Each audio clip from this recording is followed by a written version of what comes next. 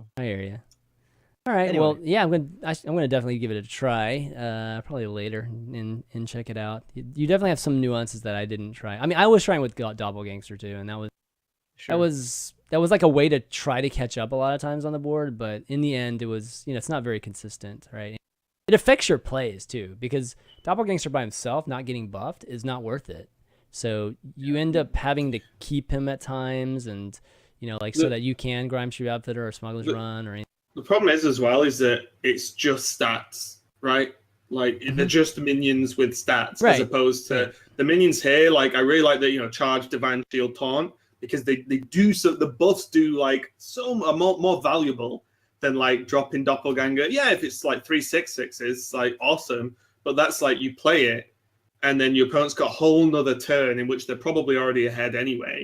And then you might sort of slip behind a little bit. Or at least that's Well, been my experience with that card. you Anyway. only catch up if they can't remove it in a decent fashion. Yeah. If they can remove it in a decent fashion, you're still in the same spot. Yeah, it's a lot to have that be the combo for your deck. Yeah. That sort of thing. Okay. Well, let's see. We're kind of running out of time, so just to get through some more. We can play. You can show both if you want for the next. I'll just go through them very quickly. We got Control Paladin and we got an anything. And anything, you got the infiltrators in there again. You got some outfitters again, and it's kind of interesting. The anything is essentially the same as the shell that I showed you, except you take out a lot of the quote-unquote consistent stuff. The flame, the Argent Lance and the Flame Juggler, and you sub that out for War Leaders and Bluegills, and then you add the one Finja instead of a second Grime Street Outfitter that gives you the Murloc package, and then you cut out Don Honcho. For one, anything can happen, and I forget what the other cut was that I made to make room for the second anything. But basically, this beats Reno decks extremely consistently, just because, you just need one anything to work, and you always put pressure because of hand buffs throughout the game naturally, and I found that to be super cool, just as a game. Yeah, I can see that. That's for sure. Gameplay twist. Pretty interesting. It's just definitely a lack of card draw in your typical anything. But you're hoping to basically be pressuring and dealing essentially with other minions with your minions, right? So it's like a mid-range anything versus combo anything to a certain extent, right? Yeah, that's exactly it is a mid-range. I like that conceptually. There's no healing, right? So you pretty much just rely on being at least even, and then you just go insane with the Murlocs. Against Reno, it works pretty well because their game plan is control-based, and your game plan is the kind of opposite, where you just play stuff on curve. And the control hand buff is the one where you play one Doppelgangster. And what I like the most about this one, I actually saw Kalento play a very similar list, if not identical, because I came up with the idea of using Doppelgangster as a win condition, and the idea of one big Leroy with Faceless. That was one of the big things in hand buff early on, where basically the deck revolves around the same stuff the mid-range does, except it's also playing an OTK. At the top end, and it's just running what you'd expect out of a control paladin overall, which is kind of nice.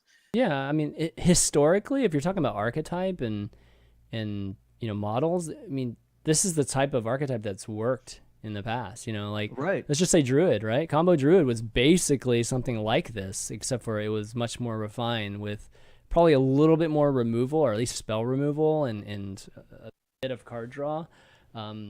But that's essentially what it was, right? It's better, probably a better version of this type of thing.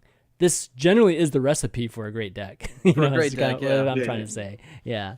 So that's pretty cool. That's definitely interesting. And the other one you have is a hand buff Control-It-In, which... that's the one.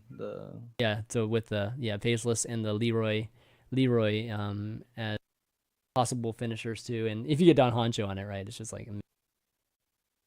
So yeah, hopefully some of you guys can try it that are watching the show or listening to the show. Definitely check them out on the show notes. And then lastly, Raven has a shaman, I believe you wanted to talk about. Just a very actually a super popular shaman right now, and it's actually it's so good. Oh my god. Yeah. And it's go ahead and describe it. Yeah, so this list is extremely close to the list G2 and JJ. Which now sounds like a band. G2 and JJ. Which they've been playing, and the core of the list that I was playing a few days ago was pretty much that build exactly, right? This is not my build. I want to throw that out there, right? No credit to me, all credit to those guys. Right. And so what this build had beforehand, and I made a slight change to it, was it had -1 devolve and +1 Jinyu for a second like heal. But the deck is nuts. Somehow, Pirates and Jades go in the same deck in terms of like more Jades, not just, well, I play Jade Claws and Lightning because just it's all aggro. of them. Yeah. It's actually just the Jade cards, and I'm pretty quickly sure that Jade Shaman is just way better than Jade Druid in every single way. I actually, believe it or not, the other day took a Jade Druid and beat him in Fatigue. That is how stupid the deck is. Like, it's crazy. It doesn't make sense. You won the Jade race, right? Yeah, and he actually messed up he didn't think it would go to Fatigue, so he didn't cycle his second idol. Oh, well, yeah, I mean, feels bad, man. That's more of a mistake than it is. To be fair, you don't cycle your second idol in a lot of matchups. Yeah, but true. In terms of the deck, you have the aggro openings, which are kind of silly because your opponents, one, think you're aggro and overcommit into slowing you down, and then you're like, okay, let's slow the game down, build Jades and win.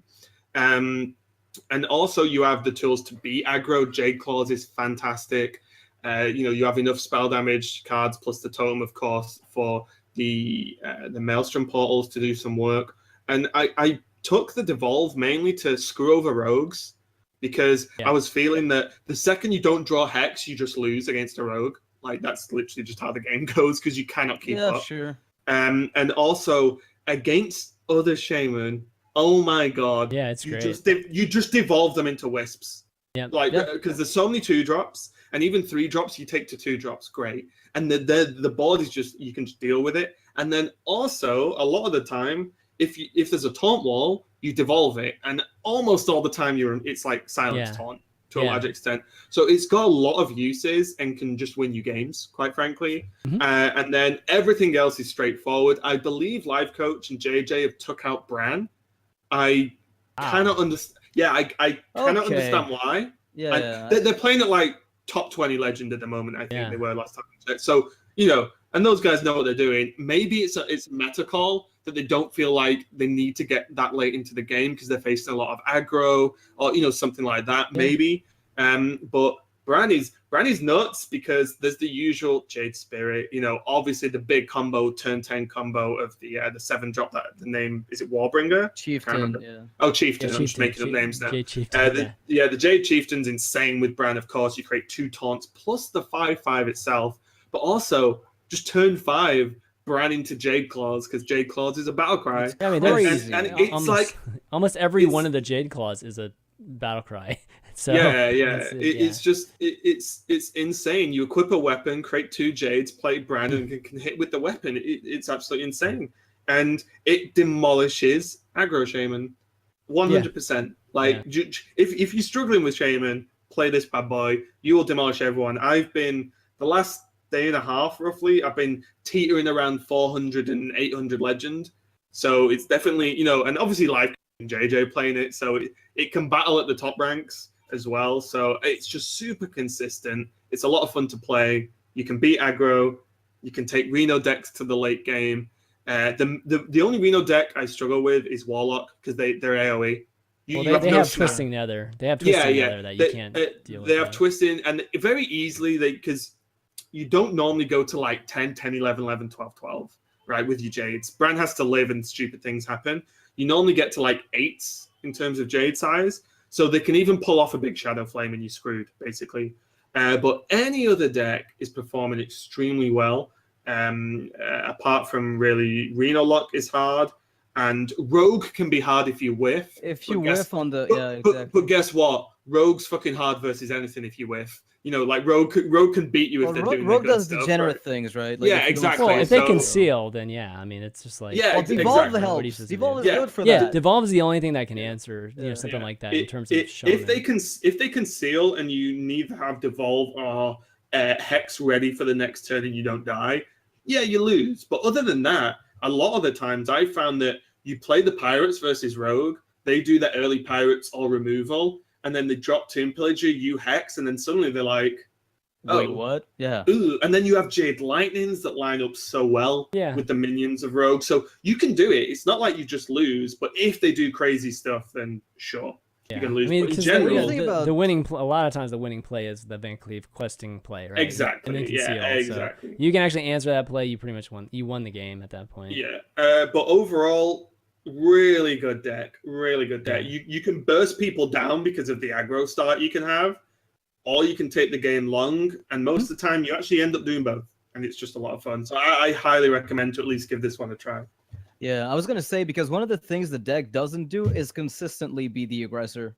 So you know how to play mid. You need to know how to play mid range shaman, and you need to know how to play aggro shaman, because frankly, the odds that you get an opening hand that is on the slower end with, let's picture a hand texture that looks like Flame Tongue, Jade Spirit, Think from Below, and Genie Water Speaker. Like, it doesn't matter.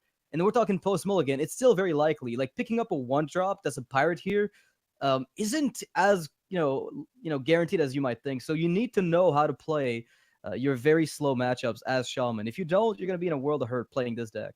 Well, yeah, it definitely took me a while to get used to.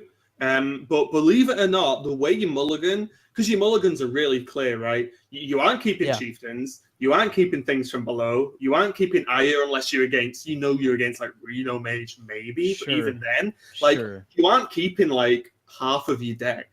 So the fact that your mulligans are always super heavy and pretty much all in every time, it doesn't mean necessarily lose if you miss the early drops because you have a lot of stat back mechanics. But your mulligan is like very straightforward. All I would say is versus Shaman, because I presume it's always aggro, even though this deck's been popping up quite a lot on ladder. I always keep Hex just to lock out the 7/7. Because otherwise, you or the 8/8, or there's a lot of turn 3 and turn 4 killer cards. Sure. And then versus Rogue, I keep Hex unless my hand is horrendous otherwise. Other than that, like, you just mulligan for your fucking pirates and hit them in the face, basically. Yeah. I actually don't think it's that hard to play this deck at a baseline. I mean, it is to play it up to like top 20 legend and top 100. What I'm saying is you need to know both matchups. Yeah, you do have to have an understanding. You need to understand how to play mid-range and how to play aggro, because one of the things aggro does is just vomit on the board. It just kind of spews aggression, which isn't as much the case. What's very important, and like this is the couple of points of advice I'll give anyone playing it. This is tips of the week, guys. We're combining it here. Oh, okay. Well, this is for this deck specifically. Because you only run Maelstrom for AoE, you have to really think about when you want to play that card. That's true. A lot of the time, you do need to combo it with some spell damage. And and you hit points in turns where you're like, I could clear some minions, but leave some up. Or I could wait a turn, take a hit, and then clear more minions, right? Turn 7 as your Drake Maelstrom is very common in this deck. And also, you have to be greedy with waiting for Bran versus the control decks. You need a very convincing Bran turn to like cement the win. If you just sort of throw things out and hope, you're probably going to get beat by a lot of the control decks, actually. But you can sit and wait because your hero power is so good versus control. You can just hero power pass. There's no rush, but you just need to get that big Bran off, and then you're in a really good spot. But those two main things, everything else is straightforward. One thing I would say is that I think that the only card that I would say that might be a consideration is possibly Bloodlust, having a Bloodlust. I've actually cut in that list. I've actually cut a Jade Spirit for a Lust. Yeah, me too. So I played a lot of this. I mean, I was telling Noxious before the show, it's just like, it's so funny how all these decks that we talked about literally in the first week of this expansion is on the show are starting to come back, and people are I guess the meta is just kind of going in a circle. I don't know what it is, but so here's what it is. I can tell you exactly what it is. People go to extremes first. Yeah. They make an extremely aggressive deck, an extremely control-ish deck, an extremely mid-range deck with a perfect curve, and they never hybridize until much later. And then that's when these decks come up, which are a perfect mix of everything. And it's not really mid-range, and it's not really... We saw it with Hunter, right? The hybrid Hunter that had aggro and then high mains and Shredder, and that was it. Right. Exactly. So, I mean, this deck, we've played... I know me and Noxious at least have played varieties of just straight, Pirate Shaman, played Evolve with Pirate Shaman and just literally the minimal Evolve cards to add to it. And for me with the Bloodlust, with the Jade cards, there's no question that you can stick around on the board. Like there's at one point once they start getting to be 4/4s and 5/5s, and that point they're sticking to the board. And usually at that moment is where it's the most crucial state of the game. Like either you're going to continue to go on and snowball and win, or you're going to have that really crucial board remove and you're done, right? And sometimes you have this kind of race too, or where you're just like you're equal and you're both mid range and you're trying to figure who's gonna win, and then that bloodlust just wins you games sometimes. So, yeah, I have a fear of bloodlust in decks because I feel like I'm the guy who draws it turn one every game, and then I genuinely feel some games are very tight because you only have 2 maelstroms, and I feel like the second you draw a bloodlust when you don't want it, when you're behind, you can be in some trouble. But a lot of people have said to me to try Bloodlust. And a funny story as well, because you mentioned Evolve. When I was playing the deck without Devolve, and then I was like, you know what? There's a list going around that has like Ellie Destruction, Devolve, it goes crazy on the Jade style, the control style. Yeah, I played that. I played against that. Yeah. So I was like, oh, you know what? Devolve does some work, especially in the mirror. It does a great amount of work. I'm going to try Devolve. So I was like, I'll put Jin Yu out because in control matchups, it's a 3/6 for 4 that does nothing. Yeah. So I took one out. I put the card in my deck, played the game, and was like, okay, cool, seems good. I drew it early, and I was like, okay, great. Played it. I was like, oh shit. I put Evolve in the deck, not Devolve. I was like, it was 1 mana, sick. Oh my god. But the best thing was, I played it on a turn where I had like a 3/4/5 Jade on the board, and I was like, god. okay, Yeah, this is working. Yeah, maybe Evolve is a card. Like actually, Evolve. damn, I mean, it was nuts. Even in this, even just like talking about Jade and Evolve, because I think I played the version with Jade Chieftain. Noxious, I think you played the version without Chieftain, right? But even I tried both. Yeah. Did you try? Yeah, with Chieftain, it's nice because you get an 8. You get an 8 drop with it. Yep. And the 8 drop is the best place, for the Evolve. So that was actually nice. So when you're playing Evolve, you have the Doppelgangsters and you have Jade Chieftains as target. Not as great with the Jade Chieftains, obviously, but it's still really, really cool. And then when you add just the Bloodlust, as long as something's sticky, you're good. And as long as you have like 3 minions to win with Bloodlust, it's ridiculous. And then when you're playing against control, when you're playing against Reno Lock, you're playing against like Reno Mage or Reno Priest or whatever, you don't feel bad toteming. You don't feel bad at all. No, you definitely totem. You want to waste their board removal. So there are times where I've had like 2 drops and stuff, and I'm just like, nope, just gonna press totem. I know, really and then care, they have to decide. You just it's wait, like, yeah. And then it's just like, okay, you don't remove my 6 or 7 small minions. I just killed you. Yeah, because there's a card in this deck that is actually, I think, if we take Buccaneer out of the game, is one of my maybe number 2 card to be nerfed that I want nerfed. Is Flame Tongue Totem. Flame Tongue is fucking absolutely retarded. ridiculous. And if you just totem up and have 3 totems on the board, Flame Tongue is insane. So they have to be afraid of Flame Tongue. But that card needs 2 health. It's a mini Bloodlust, dude. That card it should be 0/2. Really? Yeah, it should be 100%. Okay. It is good. It definitely is. You play that card on 2 or 3 with like a minion or 2 down in aggro, mid-range, Jade, whatever shape in there. Right. That Flame Tongue is either immortal, it just cannot be killed by anything because it's got 3 health at like turn 2 in the game, or you kill the Flame Tongue and the other minions kick the crap out of you that you've left alive. Like it is so strong, it's crazy. So I'll say one thing too that's fascinating to me about the deck is that post rotation, this deck is very much a thing. I used to say the deck, I would say that I said Shaman would die, but I said Shaman is going to struggle once the rotation hits because it's losing Trog and Totem Golem. As it turns out, the Jade package and the Pirate package together creates a new Shaman. Yeah. It's literally replacing card for card what they lost. They lose Thunderblood Valiant, give them Jade. They lose the Tunnel Trog Totem Golem package, give them the Pirate package. So suddenly all they do is like swap out their class cards that are supposed to give them a mid-range playstyle and swap them out with new cards that give them a mid-range playstyle. So you're never really rid of them. And the mid-range Shaman just stays strong because Flame Tongue's a thing, and the Hex is a thing. The only thing this deck is losing is like Brand Bronze Beard. I think that's it. Yeah.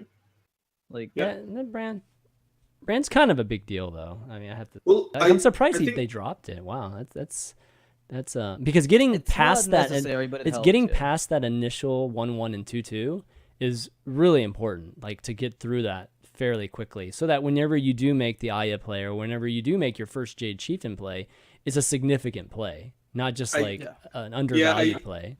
I think the idea is as well, if you if you're not facing a lot of late control games, you have Jade Claws, you have 2 Spirits, you have 2 Jade Lightnings, which you're almost always playing on 4, almost. Sure. So like by the time you get to Aya, and Aya double buffs Jades, you know, your Aya and your Chieftains are probably like at least 4-4-5-5, and then anything after that is actually huge. So I mean, I'm still playing Bran, obviously. Like I think Bran's absolutely amazing, but you know, I'm guessing that's the idea, is they're just not facing too many decks that warrant Bran, because Bran actually just isn't that good to play on 3 anymore. There are so many things. Oh, you never played on 3. In this deck, you can't play it on 3 because you actually need the guarantee double battle cry. Yeah, which is why I feel if you're facing a lot of more aggressive decks, like Bran versus Rogue, I'd rather just not that great. Like, so I think that's the idea, and I think they actually play double deckhand. I think. Okay, I've seen double Spirit Claws. I would think Spirit Claws over deck. Wow. Okay. That's no, I don't know. It's tough to I mean, say, it's nice to get another pirate. It's good to get another pirate, and then you're probably trading it into a Buccaneer anyways, or something. Yeah. Maybe. And it's just good with Flame Tongue Totem. It's 4 damage, 1 mana go. Yeah, like, it's insane. It's all the little intricacies that are that make a big difference at the top. It's disgusting actually, because oftentimes they have like 2 totems on the board, drop Flame Tongue. And then I'll just attack with the 2 totems and then drop the South Sea right between, 1 totem and the Flame Tongue. It's like, here's 4 free damage on top of the 4 that I just push while I have a weapon. The best thing is when you have like 2 totems and then you haven't drawn a pirate. Because this has happened more often than I'd like to admit. You drop Flame Tongue, you trade totems, and then you drop the Buccaneer, it pulls patches, or you drop Deckhand and it pulls patches, and you just double attack again. It's like an extra. It's like so much extra damage. It's oh my god. Flame Tongue's OP, guys. Flame Tongue's OP. Flame Tongue's good. I mean, with totems, it doesn't really work as well unless you trade, but it's one of those really crazy decks that just like it just does. It's actually the type of card that I love in terms of what it tries to give you. Like it's very, I wouldn't say skill intensive, but a newbie will fuck up. Like a new player will fuck that up every single day. The issue is like its potency when it's played well is just like against Priest, for instance. What do you Shadow Word Pain? Like the problem that you run into. It's like, okay, so now your small time's a 5/2. I can't death it. It's fucking worthless. I can't death your Totem Golem. And if I pain your Flame Tongue, I still want to pain your Totem Golem and your small time right afterwards. What's my option? There's not. That's what's really funny is like versus Priest, I do the Buccaneer Flame Tongue, and I'm just like, you death it. You death that Buccaneer friend, because I'm playing Jade Shaman and I've got some big boys waiting later on. Like I'm okay. He spent 3 mana to kill a 1-drop, and I still have Flame Tongue alive. It's insane. Well, the quandary or the quandary that a lot of probably casual low-level players ask is if there's a Manatide totem and a Flame Tongue totem on the board, which one do you kill first? Yeah, it's like that's a pretty popular question, actually. So good. It's like I don't want him to draw cards, but if I don't, I'm dead. So I think that's getting tempo. It's like do I get tempo on the board versus like a distinct tempo versus giving him a card. That's one space that's a little bit I'm still thinking about is the double Manatide. The card draw is great. Yeah, I don't think like really good, but sometimes it either isn't needed or you need something way better than Manatide to like survive, for example. So the double Manatide, that might be a spot that opens up at some point to take one out. But a Storm, maybe. Yeah. I don't know. Without Tunnel Trog, Storm feels so much weaker. Like when you're trying to consolidate a lead. The thing about this deck is, like I said earlier, the games can be very tight in terms of they're always tight. Surviving. Yeah, they're always tight. But I like the fact that it's tight but doable, right? Like you can actually just about get it done with just 2 Maelstroms, and guess what? They don't overload you. There's barely any overload in the deck. It's nuts. You always have a full turn. It's crazy. That's what you call refined decks, right? The decks that just barely win against the meta. Those are definitely good. Well, anyways, why don't we move on? Spent a lot of time on the decks, and I think we kind of covered tip of the week, and we talked a lot about different different things there. So we'll probably skip that this week and come back with maybe a brand new one to actually have a segment. But topic of the week, I guess really quickly. I mean, just it's not really quickly, but at least somewhat quick. I actually brought up the I guess the topic that somebody brought up on Reddit, which was is the issue with powerful cards, let's just say Buccaneer right now, is it more of an issue that there's just no counter cards? Aren't there counter? I feel like there are counters to. I mean, it's just they're not something you'd put everywhere, unlike the pirate package. Right. So how about are there not enough or are cards powerful because there are not like specific counter cards that are equally powerful? I guess you could say. So like you could say BGH counters to rack, right? It counters rack, but it's not powerful though, right? It's not a card that you feel good playing outside of just literally countering that. Or is it just what we think it is, which is like, the cards are just too powerful, and I mean the given the stats and their abilities. For me, I think you could maybe balance it with other powerful cards, but then we're probably talking about creep to some extent.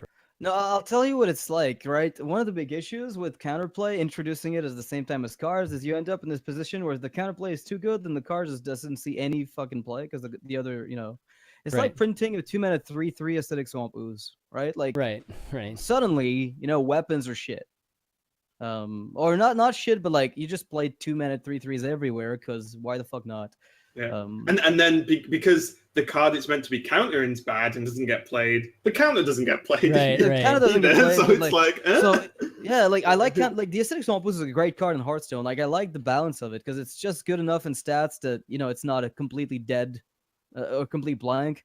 Against non-weapon classes, and against weapons it does the job okay. The issue is, of course, weapons are pretty fucking busted, but that's another topic. Point is, counterplay doesn't need to be included every single time. Like you don't need to print a good little exorcist with Undertaker necessarily. What you need to do is not print Undertaker. Yeah, I agree too. I mean? Like, yeah, I totally agree. I think as well, like Buccaneer is a very extreme example because it's a neutral card. Which is why it's everywhere, because then suddenly people want counters in every single deck ever, which right. But you know what? Jury can counter Buccaneer, Living Roots, 1 mana, sort of dealt with outside. That's patches, what I mean. Right? So I mean, a counter card is hard. I mean, you have to really define what a counter card is, because I don't think anybody likes swing cards, right? Like I think historically, people don't like BGH. People don't like things like the Black Knight, and but at the same time, people do like maybe are a little bit more accepting of counter cards like like Taunt or like maybe Silence. Yeah, healing upon like it's a more elegant way of countering something versus, and it's a versatile way too. Like you can actually use these in different ways too. That's a better way to answer cards. I think the problem as well is in Hearthstone specifically, because I play quite a lot of there's a million online card games now, so I actually try most of them. But in Hearthstone, I feel like if the counter becomes good, then it's too good instantly, right? Because the second I feel in Hearthstone, the second you slip, like you lose, right? That's how I feel like most games go. Like especially in like Hearthstone matchups, like if you play Buccaneer and there's suddenly a 2-drop that's a 2/2 that destroys a pirate, right? Like this is extreme. It's a swing card, yeah. But then and then suddenly your opponent's like, oh, do I just lose now? Whereas in other games there are cards with very powerful effects, and then there are counter cards. But the powerful effect, if it's lost, is not just game losing most of the time. It's less impactful. Whereas because in Hearthstone, in terms of countering, we're pretty much talking about minions, right? But if you counter a minion, you normally have to kill it. And then if you kill it and gain something from that, well, that's just too hard a swing most of the time. So I feel like Hearthstone's sort of unique at the moment in that aspect. But in terms of hard counters, like no one really liked Silence because it's dumb to a large extent. It's limiting. It's very limiting. Yeah, it's blanket. It's like a blanket answer. It makes you cool cards not do cool things. Like who wants that, right? Like no one to a certain extent. To be honest, I don't actually mind that aspect of it. I just mind that there is an ability that literally counters many abilities. Things. It's not even specific, you know. Yeah. So that's I think introducing silence actually makes cards that only kill dragons or only kill legendary cards or only kill 2 mana 1/2, right? Well, 2 mana 1/2 that reads destroy a 1 mana minion. If you do so, gain +1/+1, right? So it's a 2 mana 1/2 shit against everything, and then it kills Small Time Buccaneer and gets buffed. So it becomes a 2/3 standard, right? Like or should it be? How does an aggro deck ever win that game? Or should it be? Who plays that, right? It's a 1/2 against control. It's a dead draw completely. True. It's not like an ooze. Or you could do the opposite, Noxious. You could give it the stats and then take the stats away if it destroys a one. That's pretty cool. You know, like okay, a 1 mana. Sure. Yeah, like the other way around. Also. Yeah, that would be more balanced, I think. Instead of like doubling down on the good stuff, basically. Is it the Defias dude that silences a Death Rattle minion? A Death Rattle minion, yeah. Like that's cool. That's cool. Yeah, you want to beat Sylvanas? Like boom, done, perfect. Like I'm behind that. Like that's cool. Yeah, but you know what? You know why that card wouldn't work is because silence is already introduced. In the game. Yeah. So people, even if it's not even good, even if all the silence cards are not good, it's just the fact that they already introduced it, and people have that notion of Ironbeak Owl at 2 mana like a long time ago, and they're like, this is not going to be good. This only does Death Rattle. Like this is like not good. So but if they removed normal silence from the game, that's all you got, guys. Exactly. Then it would still even take time for people to acclimate to that. I do think in Hearthstone though, because Hearthstone's such an at the moment at least. I think like hard counterplay could actually just break the game in a very unfun way. And we've seen it. We've seen like BGH, and we've seen. I mean, thankfully, Black Knight has never been crazy. You know, it was for a while. I mean, every once in a while it pops up and kills it. Ancient of War. Yeah. Well, when Handlock's a thing, right? Like when Handlock was a thing, Black Knight it wasn't unfun. It was just necessary, and it's one of those things where. But yeah, that kind of swing is what the actual problem was. Insane. Yeah, but you know what? We do see that swing with Kazakus cards. It's like crazy swings, like 8/8s and then wipe the board, and that's like wow. Okay, that just won me a game, you know, against a mid-range deck, right? So, that's definitely there. So yeah, I think just generally though, powerful cards, and you know, if we're gonna counter powerful cards, counter it just with good cards that do different things. Yeah, clever things. You know, that's. Not just like kill this card. Done. That's right. Yeah. That's right. You have a little bit of work for it. Yeah, having Messinwary. One day he will see the light. Yeah. Didn't you hear about the crazy beast hunter that was okay? Oh yeah.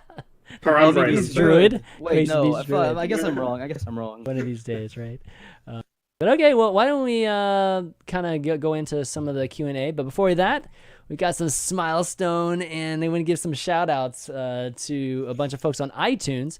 Those of you listening on your iPads, your iPhones, or in your car or whatever, you can actually find us on iTunes and leave a 5-star review and a nice comment to really help out the show and help people find the Value Town as when they search for a Hearthstone podcast. So we got actually a couple people that have done that. Besh69 and no pun intended. Thank you so much for doing that, and hopefully other folks that are listening can also do the same. Also, we want to give a plug out to our patrons on our Value Town Patreon, which can be found at patreon.com/ValueTown. The show is 100% funded by you guys. I mean, if you enjoy the show, and want to keep the show going, definitely go and take a look at the page and consider supporting it.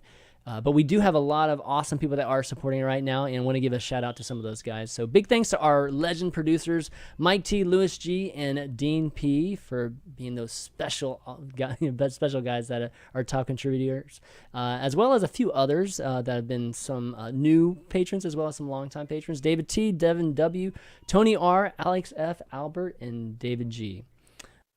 And we still have met our milestone. So I don't think Raven, you know what this is? Have you seen the episodes? Man, here we go. Boy. Okay, I'm slightly afraid. This is for our patrons. All right. So what we do is I'm going to be playing some music here. Starting up the music right now. And... Is this X-rated? No, this isn't X-rated. Oh, okay. Okay, so no, it is not. I'm gonna play some music now. Take your shirt off. Okay, so no. All right, so we're gonna go 20 seconds of just our most beautiful smile. 20 seconds. Not saying anything. Just smile. Okay. Right, ready? Here we go.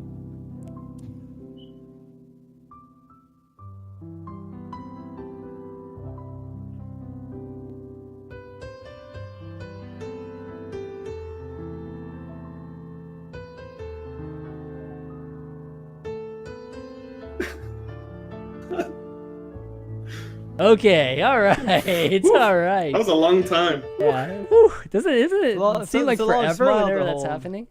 But yeah, that's for you guys. That's for the patrons, for all the folks supporting Valleytown. And the next milestone, we're actually pretty decently close to that too. That's gonna be Laughstone, where we actually laugh for a good solid 30 seconds or give our best laughs so that the audio folks can actually get a chance to enjoy Smilestone and laugh. Please tell me you've got like a broed laugh button ready. Dude, for that. I'm hoping to get Broad on here one of these days just to maybe introduce Oh my god, that would be amazing. Would that not be amazing? The best? Holy crap, that would. But anyways, yeah, big shout out to all the patrons. You guys are amazing, and it's actually the subs for some of the channel too that are sub to this channel for Valley.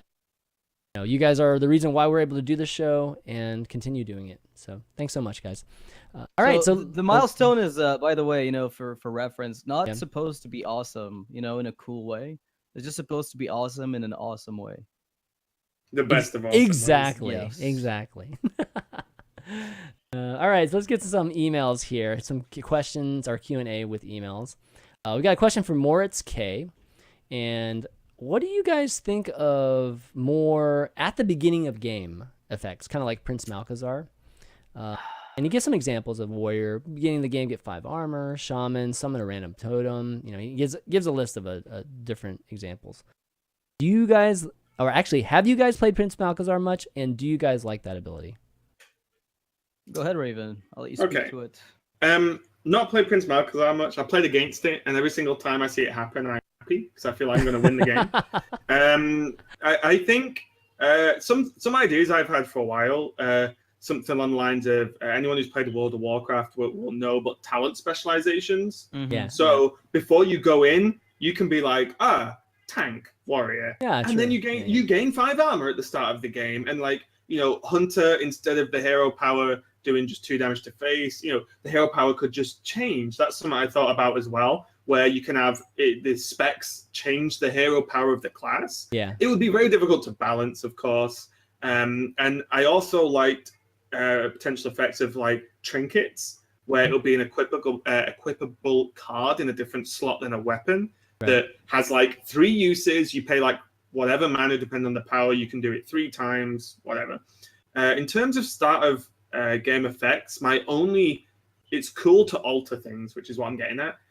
But my only issue is it makes the card you put in your deck for that to happen bad, which Malchezaar is, because it cannot be good, right? The card's dumb. It's just a dude, who it's very boring to actually play, but good to put in the deck. Whereas I would prefer either have something that does that beforehand, like a talent specialization you can select. Dude, wait or up. The card does something cool as well as doing the start of game effect, maybe to a lesser extent. Isn't patches kind of a start of game effect? If you want to look at it that in a weird way, it's it's a shitty fucking card that you just don't want. But saying secrets, man, secret paladin, right? You know what I mean? Well, it's a card that doesn't do anything. Yes, it's so amazing because it doesn't do anything, and it just does itself automatically. Yeah. And I feel like that start of game effect, like Prince, is exactly that, right? It's kind of it's a shame for me that the Malchezaar is a random effect. Right. Yeah. What would be what would be cool if you put for example, say Jiraxis. You again, I know you've played a lot of World of Warcraft, Nox. I'm guessing you have as well, ChanManV. So Jiraxis is summoned by the gnome, right, or whatever. Wilfred. Wilfred. So what if you had to put a 4-mana 1/1 in your deck, but it adds like a crazy card in your deck that you know what that card is. It is not a mystery, but to put it in your deck, one, you have to play with 31 cards, and you can draw a 4-mana 1/1 that does kind of like Elise, right? Yeah. You know what I mean? Where you have like a negative effect for an overly powerful one, but you're playing with 31 cards, which is bad, right? No one wants to play with a deck that's that big, unless you know you're going against a fatigue deck. Maybe something like that would be cool. I just don't like the randomness, because I feel like there's no, there's people like there's no planning fun. around it. People like random legendaries, but the fact that so many of them are just bad is a problem. I would rather have a cool pool of cards that you can get as opposed to whatever. I would like a non-random card that breeds, like, enchantments, right? Like the whole having permanent auras on the board. I would like if there were a card that read something like, hey, at the beginning of the game, this becomes the fucking battlefield or whatever, and then it's certain types of cards get buffed. Like Murlocs have +1 attack, yay, fucking awesome. But when you draw that card, it's just a waste. It literally just burns itself, right? Yeah. It burns itself. So it's like a card that is automatically played early game, but when you draw it, it's like a dead card. Like it's the dead draw automatically. Right. It's kind of like a patches. And I think whenever you make those type of effects in terms of they're going to be played and they do something, it becomes patches. And patches is ridiculous because it does something for nothing, which on average over the course of many games is pretty fucking broken. And also as well, the weird thing about patches is however much people hate drawing it, you can still make use of that card when it's drawn, right? It's still 1 damage for 1, and you can do weird things with it with buffs, for example. So, like, it's not horrendous, whereas I feel like any strong pre-game effect needs to be countered. As you said, you draw the card and it just burns into nothing. Like, it's dead. But yeah, it's definitely a cool idea, and I think adding anything to the game which is more intricate or complicated mechanics is the way the game moves forward, in my opinion. I feel like it's what Blizzard have held off on for a few years since the game's new. But I feel now they need to start saying, okay, we're adding this mechanic. It's not complicated, but intricate, and it adds more depth to the game. Because I feel like, look, it's all about the new player experience, and that's cool. But people have learned to play the game by now. You've got to account for the billions of people who play the game or whatever. We're still talking about in terms of the confines of, what Hearthstone is right now. Yeah. And, I'm waiting for the day where they make a radical change. And, because if we're talking about this, who cares if it's a card? What if it was just we do build pick builds right from the start, and well, I mean, I think I'm worried about that because any hero power variation is effectively a new class. Is what I've said before. The only thing you could technically do is add to the current hero power in a slightly different way, as opposed to replacing it. Because if you replace a hero power, even though it's using the same class cards, it's really a different class in many balance aspects. Well, you know what? So I thought about that, and when I was discussing earlier about trinkets, I saw them as a way to get around that. Because, for example, there could be a warrior trinket that you pay random numbers, by the way. 2 mana has 3 charges, right? You can only use 1 charge per turn, but once you equip it, you can use it whenever you want, once a turn done, and it gives a minion taunt. So then you can play a defensive, taunty style warrior with other minions. Yeah, that's the taunt for free. Yeah. But then there's another trinket that could be 5 mana, and it's got 1 charge, but when you equip it, you can use it at any point in the game unless it's destroyed, because there'd have to be a destruction tool in the game. Give a minion Wind Fury. Also, you know what I mean? And there can be aggressive trinket options, defensive or spell options, and not I think that would be a nice way to do it, because you could control the power of that effect by its mana cost. You have to equip it, right? Yeah, so, we talked about that before, we talked right? a few extra card types were artifacts-ish type cards. Well, they can pull that off right now by just making it a weapon. You can have a passive weapon essentially, and then possibly have ooze be that way of removing that from that person. But your weapon could be your aura. Your weapon could be those charges from a trinket. Whatever. Like Medivh. Yeah, right? even Medivh with it. Kind of exactly. Medivh is kind of like that right now. So even in the confines of the game, they can pull it off. It's not the most elegant, but it's not too terribly ugly either. Yeah. But I just want more card types. I just want more card types than just minions and weapons and spells. I just want artifacts and trinkets and Okay. Even hero power overrides, whatever. Yeah, would be nice. Well, that leads really well into the next question, which is the TF boy asks, one of the things that has recently bothered me in how it seems like the mobile version of Hearthstone is limiting the game in both design perspective and frequency of updates. One of the more notable examples about design is that in a recent IGN interview, it was said that one of the limitations of why we did not see red mana in the Mean Trees of Gadgets the Unset was because it didn't display well on the phone, which I find to be really irritating. Then he goes on and lists a few other things, but basically, what do you guys think about mobile client limiting Hearthstone, and how would you try to solve this issue? So I'll start with saying that the mobile game, the mobile platform of Hearthstone is the reason the game is alive, and that thinking of it in terms of its limiting design is slightly flawed because the market share represents something of like 90%. I don't fucking know, but it's like in the ridiculous majority played on mobile games. So that's something to take into consideration because I'm a PC player. I don't play Hearthstone on mobile devices. I hate it. I think it looks ugly, but I'm in the minority as it turns out. Times have changed and PC is no longer the go-to platform. So I'm thinking of it as a limiting factor is the same thing as saying, well, don't you wish you could play ball on your PC? But it's a problem because it's a virtual interface and the physical space doesn't let you play ball on your PC. It's not the same thing. It's not the same. But you couldn't be. You have to adapt to it. So in a weird way, you just need to understand that Hearthstone's primary, population is mobile based. Now, I agree that it sucks that there isn't a distinction between both platforms. I would love both platforms to receive slightly different support. I'm sure something could be made for tablet and PC that couldn't be made for phones, right? Like phone is especially small, right? That's one of the things where like mobile and phone/tablet aren't equivalent. There's a huge difference between mobile phone and mobile tablet, and I don't know. I really wish Hearthstone had some kind of port differences in that way. Yeah, I think one of the it's quite funny actually going off what you said, Nox. One of the problems Hearthstone has is how good its mobile client is, and that sounds really weird.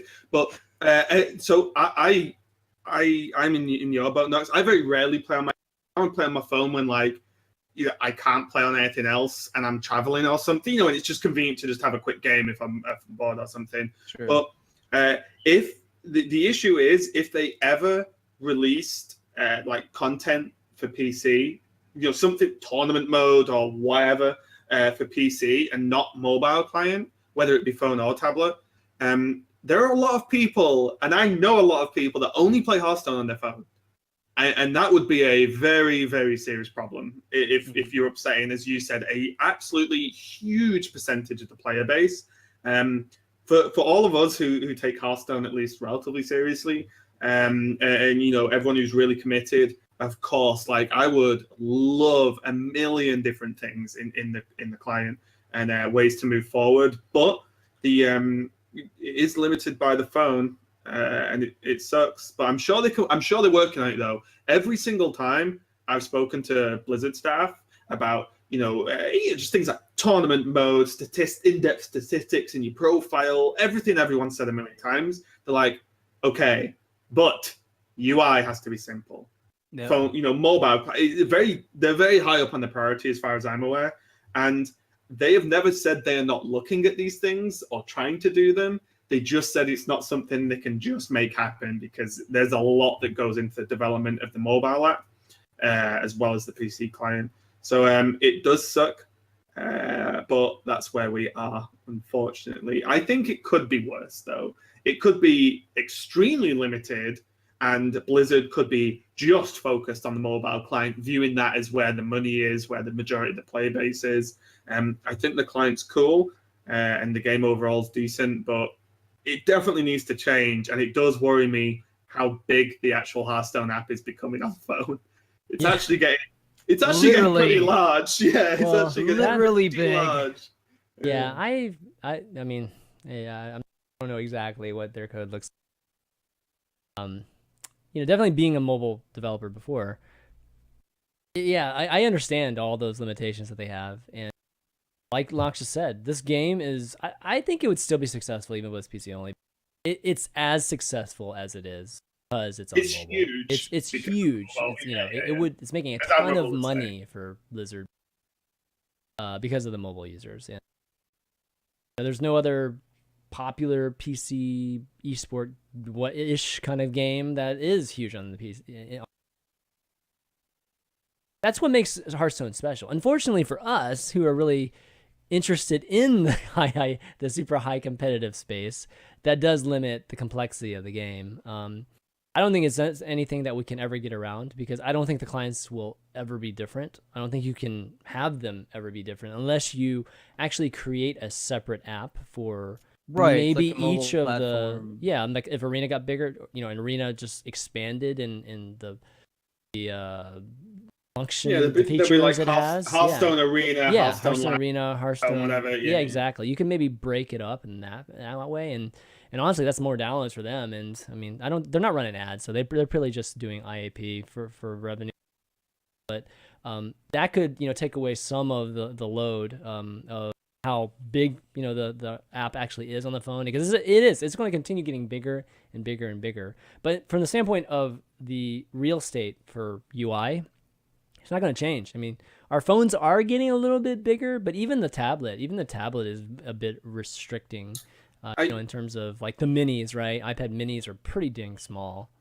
I think as well, Blizzard, I think, another reason Hearthstone is successful is its simplicity. And again, with the UI, the Blizzard want the UI simple. They want it straightforward. They don't. I've played mobile games where I don't even know where to press. There's stuff everywhere, and that is not a nice experience. Yeah. And the simplicity of the UI is another huge strength. As much as we think it could be a weakness, it's actually a strength for, guess what, 95% of the player base. Yeah, you know what I mean? Like, so you know what, guys, this is life. Majority it's wins not going to happen. Of the time. Like, exactly. So I don't think we're to the point where we've exhausted every little thing that's possible to add, to a mobile client. So, we're not to the point where these completely limited. You can't add more than what we got. And we're not there yet. So I think we just need to keep working with that in mind, that they can't make some of these changes. And also, technology is getting better, right? So things will be easier to do, and maybe a reduction in space and stuff, things like that going forward. I guess. I mean, we still. I mean, what are you gonna? I mean, their phone's only so big. Like that. That's the biggest issue. It's like the real estate, the number of pixels. But there's something something just came in like an hour ago on Reddit that reads Android optimization. It's down to 1.5 gigs as opposed to 3. Yeah, but that's just size. I mean, that's good. That's great, you're talking about optimization specifically, and not size, because size has been an issue for a lot of users. We're talking about UI optimization. Like the ability to do some more complex things from the standpoint of design. Right, the size is something that, in my mind, I've always been surprised it's so big. To be honest, like I feel like there's a lot of different techniques. Yeah, there's a lot of different techniques. I'm sure they could be using, and it sounds like they maybe are starting to use now to get the size down. But in terms of designing, like Red Mana, for instance, right? Like took it out because they couldn't figure out a great way to do it. I didn't even hear about this. So what they had Red Mana as what? Apparently, it's with I'll tell you what Red Mana was, because I came up with the same idea a long time ago. It's very straightforward. You play a card that gives you red mana. You play another card that consumes red mana or requires the threshold to be met. Okay, sure. So it's like a second resource system that's not tied to turn by turn automatic increase. Because you have to play the resource then consume it. Yeah. So cool. It's like over, just. I guess it didn't not display wasted well, mana. right? Yeah, you can actually go back and you reuse mana that you didn't use before. It's like a separate pool, right? Yeah, it's like it's like a bucket full. Or an overlaid. Maybe it's overlaid on top of it. Whatever the case may be. Maybe it just changes the color of one of your manas. That's a shame, because that's actually when I was discussing earlier about like mechanics, just taking that one step further to being a bit more intricate. That sounds cool, man. No, it is. That gives you the ability to that gives you the ability to invest for future turns instead of having the card be that like force you to either overload or force you to like do or buff something, right, as the form of investment. Yeah. Mana's cool. You don't have to feel as bad wasting mana too. Especially if it's confined to a pool of cards, right? you can't just use red mana on anything because we all yeah. know how fun Innovate is, you know, stuff like that. But like if it was like a pool of cards that were like red mana cards, like that would be super fun. That's a shame, actually. That's a real shame. I mean, they already have. So I'll play devil's advocate here, but they already have a similar mechanic in terms of, hey, here's this 4-mana 3/3 that gives you jack shit right now. It's completely terrible, and you're investing in the potential future outcome, right? Yes. So they've done the idea of setting up for later. Conceptually, acquisition conceptually already. It's a simple form, though. That's right. It's in a very simple form, but the point is, from their perspective, there may not be much of a mechanical difference between both, if that makes any sense, to where maybe developing an entire new UI for this is just not worth it, because we can give you, because maybe Kazakus used to be something along those lines, right? Like a decently sized min that required you to have a potion that came up, it cost a certain amount of red mana and it had different costs, but maybe it was tied to the red mana mechanic. We'll never know, but maybe they just decided, well, fuck it, let's give it a small body. This guy is terrible on his own, and then the investment is he's terrible now. Yeah. So there's a lot of ways you can spin, future investment. And in Hearthstone, the easiest way is shitty body now, crazy effect later. Have That's fun. right. Okay, well, I think that wraps up the question. So thanks a lot to the TF Boy and Moritz K for sending those questions. And again, if you guys want to get your questions in for next week, go ahead and email those to the valuetown@chanmanv.com. All right, well, why don't we do some shout outs? Wrap up the show. It's been a solid 2 hours plus. Raven, it's been a pleasure having you on for the first time, and thanks for awesome, coming in last minute. But these discussions obviously were really, really good. Where can people find you? You want to shout out anybody? Or anything? So my Twitter is obviously there, TP_Raven. I play for Torpedo. I stream almost every day when I'm not traveling to an event. So I'll be on one stream or another. But my stream is Raven HS. Very straightforward, because I got a name change on Twitch. Yeah, which was sick. It didn't used to be that, so now I got Raven HS. So that's awesome. But I stream like in the day in Europe time. So I do it pretty much every day. Just usual ladder. I play some other games as well, but mainly just ladder. And that's pretty much it. All right, cool. Noxious? Yeah, just big shout out to Complexity, who's tearing it in the Trinity, which is great to see. I don't know, man. Did they win? Amazing. Say what? Did they win? I don't know if they won today, but last I checked, it was like 5-1. Something. Yeah, they were winning. Yeah. They're just doing complex, like JJ things. We'll put that in. The 12-0 Murloc Paladin loss against Alliance was a potential. I think at Complexity were like 3-0 up with Murloc Paladin, and last week Alliance lost 0-6 against G2, only against Murloc Paladin. That was amazing. Oh my god. So crazy. So good, except for against Shaman. So ban Shaman, okay, you're good. Ban Shaman, you're good, man. Yeah, devolve those Murlocs into shitty Murlocs. Let you anything now, baby. Well, unfortunately, you can't control the freaking charge ones. Yep. And Barnes gets you another one. It's like, crap, man. Totally sucks. Too many Murlocs. Exactly.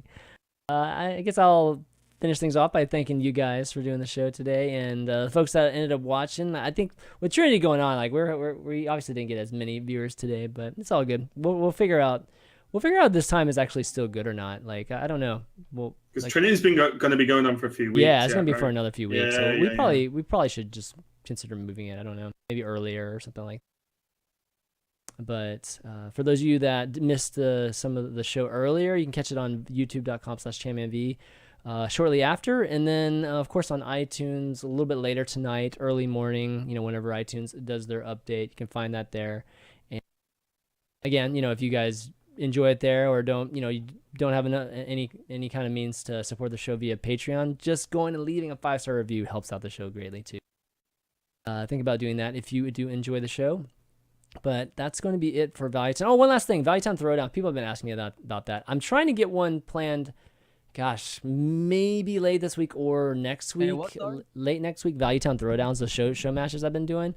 But it's been kind of hard with the players playing Trinity and some players traveling. So trying to and there's another team league soon as well. Yeah, there's another team league soon. So the players are just going to be super busy trying to get that in. But I do have a couple more cool formats and cool things to show you guys. That's going to be a lot of fun. So I'm really excited about getting a chance to even do that. We'll do that very, very soon. So keep a lookout on Twitter, twitter.com/ChanManV. I'll let you guys know whenever that does happen. But that's going to be it for Value Town this week. So for Raven, Noxious, and myself, ChanManV, we'll see you next week. One of the greatest and suddenest storms on record was experienced here today. Band was playing, and there was a dead calm. A little after midnight came a strange sound from over the sea, and high overhead the air began to carry a strange, faint, hollow booming. Then, without warning, the tempest broke.